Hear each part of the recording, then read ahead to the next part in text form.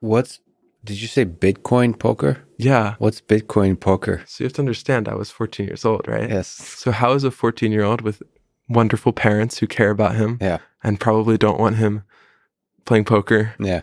going to start playing poker because I wanted the challenge. I love the challenge. I love the competition.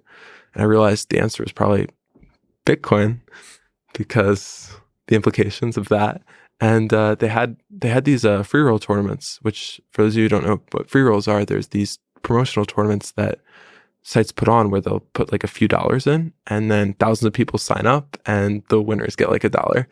And I started there and I worked my way up. And That's amazing. What's your sense about from that time to today of the growth of the cryptocurrency community? I'm actually having like 4 or 5 conversations with Bitcoin proponents, Bitcoin maximalists, and like all these I'm just having all these cryptocurrency conversations currently because there's so many brilliant, like technically brilliant, but also financially and philosophically brilliant people in those communities.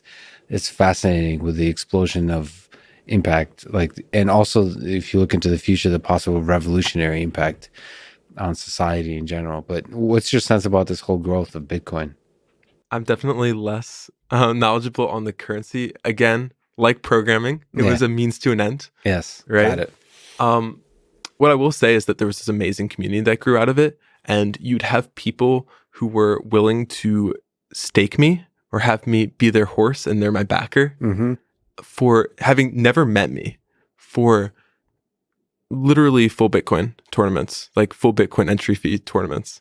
And I get a percentage of the profits and they get a percentage. And to have that level of community for that degree of money, I mean, it gives you hope about the potential for, humans to act in mutual best interest with a degree of trust. Yeah, there's a really fascinating, strong community there.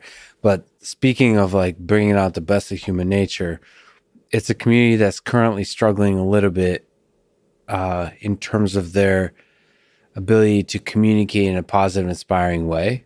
Like Yeah. the Bitcoin folks, and we talk about this a lot. They, I honestly think they have a lot of love in their hearts and minds, but they just kind of naturally, because the world has been like institutions and the centralized powers have been sort of mocking and fighting them for many years, that they've become sort of worn down and cynical.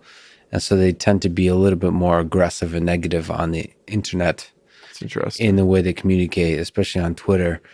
And it's just created this whole community of basically being derisive and mocking and trolling and all this kind of stuff. Yeah. But people are trying to, as the Bitcoin community grows, as the cryptocurrency community grows, they're trying to revolutionize that aspect too. So they're trying to find the positive core and grow, and grow in that way. So it's fascinating because I think all of us are trying to find the positive aspect of ourselves and trying to learn how to communicate in a positive way online. It's like the internet hasn't been around, social networks haven't been around that long. We're trying to figure this thing out.